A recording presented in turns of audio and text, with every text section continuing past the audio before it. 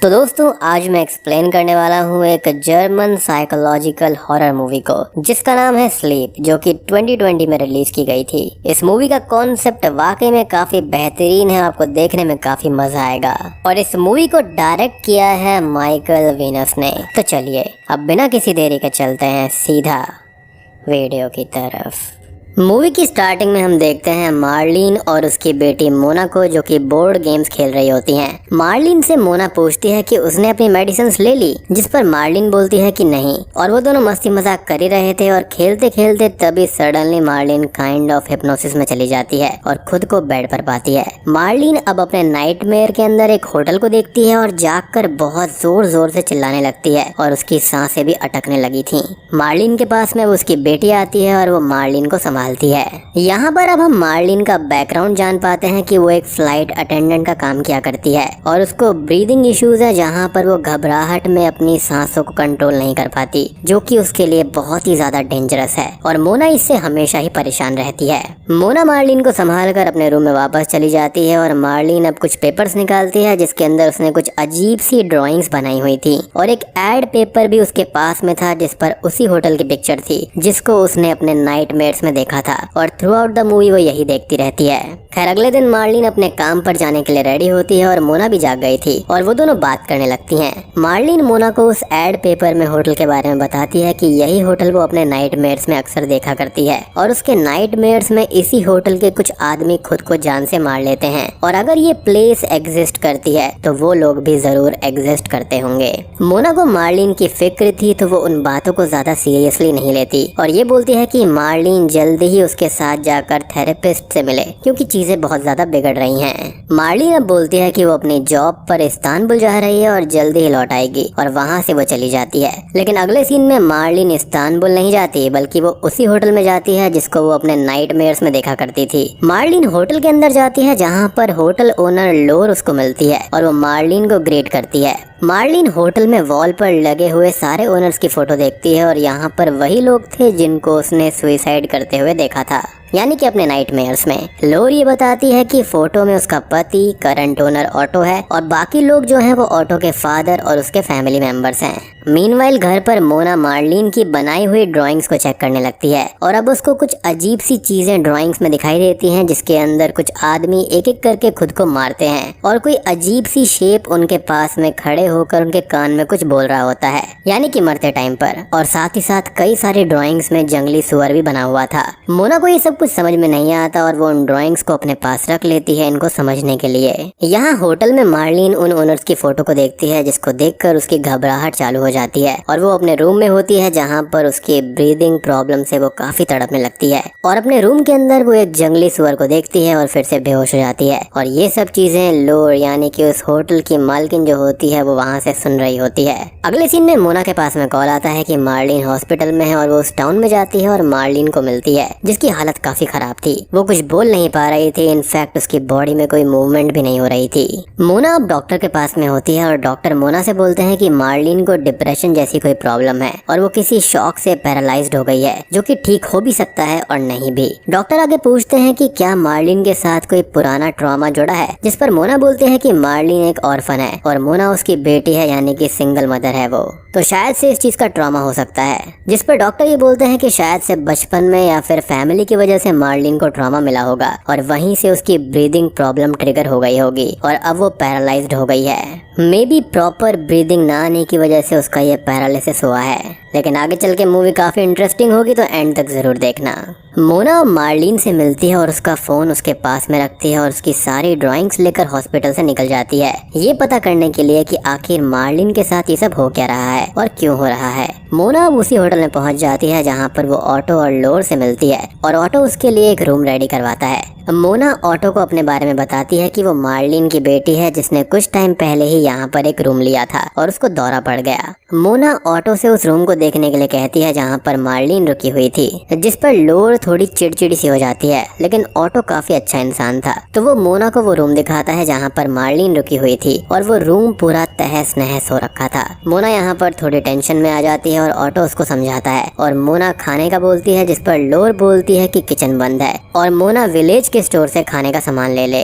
खैर इन सब के बाद में मोना अपने रूम में जाती है और वहाँ पर ड्राइंग्स को देखने लगती है जिसके अंदर एक पेपर पर ट्रूथ लिखा हुआ था। उसके बाद में वो एक स्टोर पर जाती है सामान लेने के लिए और यहाँ पर उसको बाइल और क्रिस्टोफ मिलते हैं, जहाँ पर क्रिस्टोफ ऑटो और लोर का ही बेटा होता है और बाइल यहाँ पर क्रिस्टोफ का फ्रेंड है। क्रिस्टोफ मोना से थोड़ी बहुत बात करता है, जहाँ पर मोना उसको बताती है कि उसकी मदर यहाँ हॉस्पिटल में एडमिट है, इसलिए वो यहाँ पर रुकी हुई है। मोना अब होटल में आती है और उसको अपने रूम के अंदर लकड़ी का बना हुआ एक जंगली सुअर मिलता है जिस पर मार्लिन का नाम लिखा हुआ था। मोना अब सो जाती है और उसको नाइटमेयर आता है जिसके अंदर वो एक लेडी को देखती है रेड ड्रेस में, और रेड ड्रेस के अंदर ही किसी लेडी को ड्राइंग्स में हमने और मोना ने देखा था। नाइटमेयर से मोना की नींद टूट जाती है और अगली सुबह हम ऑटो और लोर को देखते हैं जहाँ पर वो दोनों भी जागे थे और हम ये देखते हैं कि ऑटो बेड पर बंधा हुआ था जिसको लोर अनटाई करती है और ऑटो एकदम नॉर्मल बिहेव कर रहा था। कुछ देर के बाद में मोना कॉफी के लिए होटल की वेट्रेस और केयर टेकर फ्रेंजी के पास में जाती है। वो दोनों अब थोड़ी बहुत बात करती हैं नाइटमेयर्स के बारे में और मोना बोलते हैं कि उसको नाइटमेयर आने लगे हैं और उसको पता नहीं चल पा रहा कि वो नाइटमेयर है या फिर रियलिटी है, जिसको फ्रेंजी अपने हिसाब से एक्सप्लेन करती है। मोना बोलती है कि कभी कभी वो जानती है कि वो ड्रीम में है बट बाहर नहीं आ पाती, तो ऐसे में वो क्या करे, जिस पर फ्रेंजी ये बोलती है कि ऐसे में मोना को एक एक्सट्रीम किक चाहिए होगी, लाइक ड्रीम में मरना, जिससे वो जाग जाएगी और ऐसा ही होता है। मोना फ्रेंजी को उस लकड़ी के बने हुए जंगली सुअर को दिखाती है और बोलती है कि ये फ्रेंजी ने उसके रूम में रखा था, जिस पर वो बोलती है कि उसको ऑटो ने इसको फेंकने के लिए बोला था, लेकिन फ्रेंजी को ये लगा कि मार्लिन को ये चाहिए होगा तो उसने मोना के पास में रख दिया। अब फ्रेंजी वहाँ से चली जाती है और मोना को होटल के एटिक से कुछ आवाजें आने लगती हैं और वो ऊपर भाग कर जाती है जहाँ पर वो एटिक को देखती है और ये एटिक भी मार्लिन की ड्राइंग के अंदर था, जिसके अंदर एक आदमी ने खुद को हैंग कर लिया था और सुसाइड कर लिया था।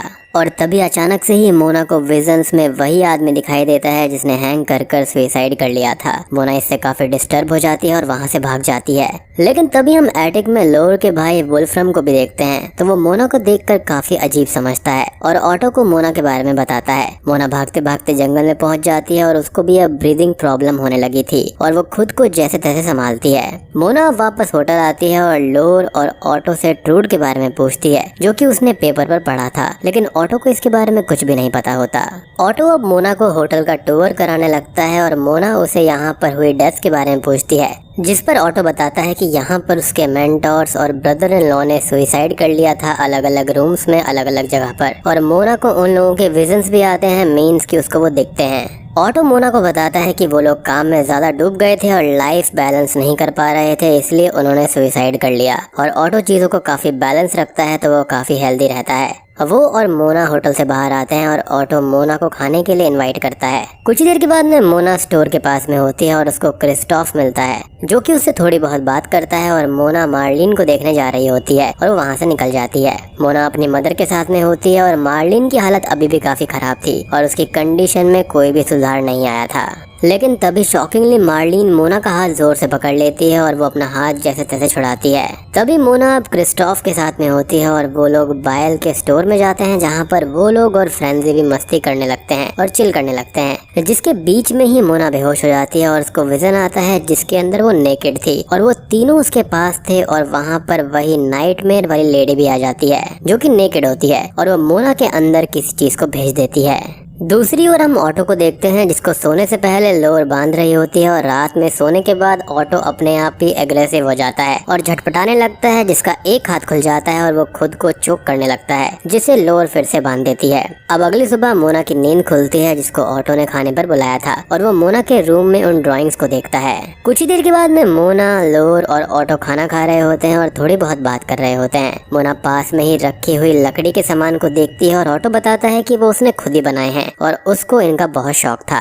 ऑटो बताता है कि उसको ट्रूड वर्ड मिल गया है और वो एक टेप रिकॉर्डर को प्ले करता है जिसमें क्रिस्टोफ जो कि बच्चा था तब वो एक सॉन्ग गा रहा था और उसकी कुछ लाइंस थी कि ट्रूड बच्चे को ले जाएगी और इनक्यूबस दरवाजे पर खड़ा हुआ है। मोना वो सॉन्ग सुनी रही थी और सडनली वो चेंज हो जाती है और अजीब तरह से बिहेव करने लगती है और ऑटो इससे थोड़ा सा परेशान हो जाता है और लोर बहुत ही ज्यादा टेंशन में आ जाती है।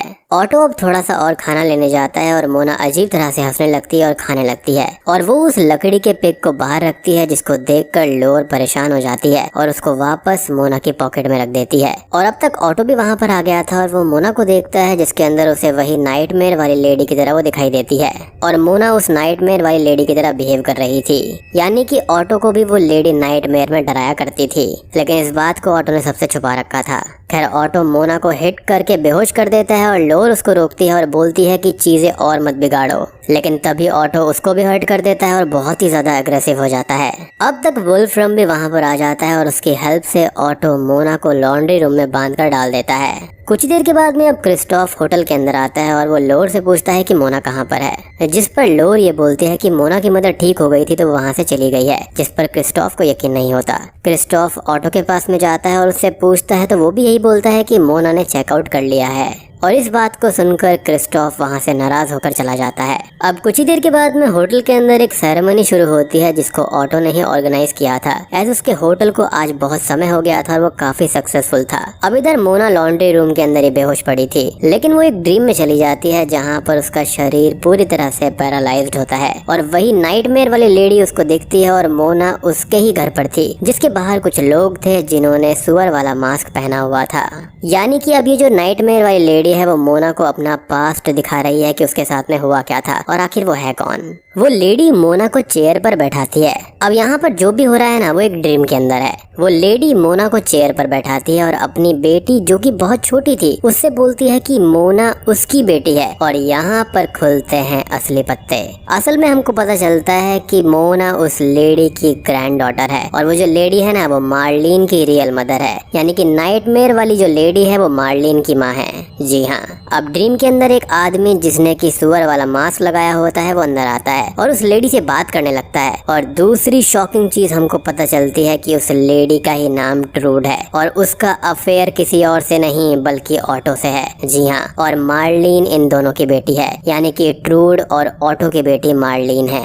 अब ड्रीम सीक्वेंस यानी कि पास्ट में ऑटो ट्रूड से बोलता है कि वो सब छोड़कर चली जाए, नहीं तो वो लोग उसको जीने नहीं देंगे, जिस पर ट्रूड साफ मना कर देती है और जाने से इनकार करती है और वो ऑटो के साथ ही रहना चाहती थी। ऑटो वहाँ से चला जाता है और हम दूसरे सीन्स में देखते हैं जिसके अंदर मार्लिन थोड़ी ठीक हो गई है और वो बेड से उठने का ट्राई करती है। अब इधर होटल के अंदर फ्रेंडी सभी गेस्ट के ड्रिंक्स के अंदर ड्रग्स मिला रही थी और ऐसा करने को उसने लोर ने बोला था और वो ऑटो के ड्रिंक के अंदर भी ड्रग डाल देती है। ऑटो अपनी पार्टी में होता है जहाँ पर सबको ड्रग्स वाली ड्रिंक सर्व की जाती हैं और ऑटो खुद को मेयर के लिए नॉमिनेट करता है। अब ड्रग से वो सब परेशान होने लगते हैं और फ्रेंजी सबको वैसे ही छोड़कर वहाँ से चली जाती है। इधर ड्रीम में कोई मास्क पहना हुआ पर्सन ट्रूड के पास में आता है और उसको चोक करके बेहोश कर देता है और पूरे घर में गैस स्टोव से गैस छोड़ देता है और वहाँ पर एक कैंडल लाइट करके रख देता है और चला जाता है, जिससे वहाँ पर मौजूद ट्रूड और मार्लिन मारी जाएंगी। अब ये वाला जो सीक्वेंस है वो ड्रीम के अंदर है। खैर उस घर में वहाँ पर मोना भी होती है क्योंकि वो भी ड्रीम के अंदर थी, तो वो पूरी कोशिश करती है कि वो इसको बदल पाए, लेकिन वो कुछ भी नहीं कर पाती क्योंकि वो तो बस एक पास्ट होता है जिसको वो चेंज नहीं कर सकती। बेसिकली मोना की ग्रैंड मदर जो होती है ना वो उसको पूरा पास्ट और सच्चाई दिखा रही थी। खैर तभी हम शॉकिंगली ये देखते हैं कि लोर वहाँ पर आती है और वो मार्लिन को लेकर वहाँ से चली जाती है उसकी जान बचाने के लिए। घर के अंदर ब्लास्ट होता है और मोना अब तक एक दूसरी जगह पर खुद को पाती है। अब वहाँ पर वो एक पिक्चर को देखती है जिसके अंदर वो ट्रूड और मार्लिन थे, साथ ही वहाँ पर वो ऑटो की फैमिली के साथ में, क्योंकि सब कुछ ओरिजिनली ऐसा ही होना चाहिए था, लाइक एक हैप्पी फैमिली की तरह, लेकिन ऐसा नहीं हुआ। खैर मोना अब आगे बढ़ती है और छोटी मार्लिन को देखती है जिसके पास में वही जंगली सुअर का स्कल्पचर था जिसको किसी और ने नहीं बल्कि ऑटो ने ही बनाया था। और आपको याद होगा कि ऑटो ने मोना को बताया था कि उसको ये सब बनाने का काफी शौक है और ये जो लकड़ी का जंगली सुअर था ना इसी की वजह से ये मेमोरीज और मार्लिन, मोना और ट्रूड जुड़े हुए थे आपस में। बेसिकली ये एक की थी, यानी कि ट्रूड की आत्मा इसके जरिए ही मार्लिन और मोना से जुड़ी हुई थी। ट्रूड ये बोलती है कि सबसे उसने बदला ले लिया है अपनी मौत का, यानी कि इस घर के अंदर ऑटो के जो रिलेटिव थे ना वो भी इससे मिले हुए थे, इसलिए ही उसने उसको मार दिया था। और अब यहाँ पर ट्रूड ट्रूड की आत्मा ये बताती है कि सिर्फ ऑटो ही बचा हुआ है और उसे मारने के लिए सबकी तरह उसे ड्रीम में जाना होगा, वो भी मोना की हेल्प से।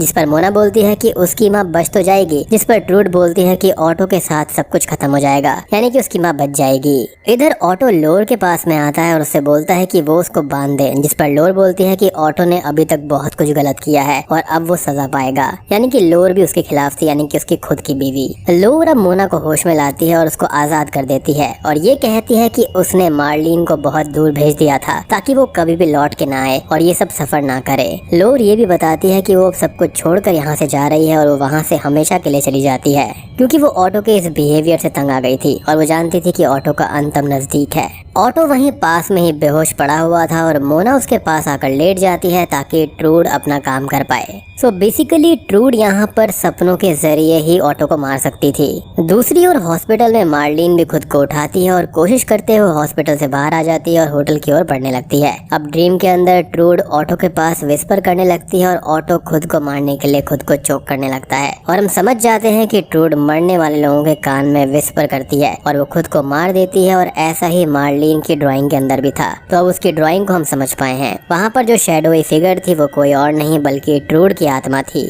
जो कि ऑटो और उसके फैमिली मेंबर्स जिन्होंने उसके खिलाफ उसका साथ दिया था, वो उनके कानों में ये सब बोला करती सपनों में जाकर और वो खुद को मार लिया करते थे, यानी कि सुसाइड कर लिया करते थे। और मोना वही सारे विजन्स को देख रही थी और साथ में उसकी माँ मार्लिन भी। अब मोना ये सब देख ही रही थी और वो ये बोलती है कि वो ऐसा नहीं कर सकती, लाइक किसी को मारना एंड ऑल। तो ट्रूड ये बोलती है कि मोना ऑटो के बारे में कुछ भी ना सोचे, सिर्फ अपनी माँ के बारे में सोचे जो भी उसने सफर किया है। लेकिन मोना वहाँ पर पड़े हुए नाइफ से खुद को ही स्टैब कर देती है, जिससे कि वो ड्रीम टूट जाता है और वो जाग जाती है और साथ ही ऑटो भी।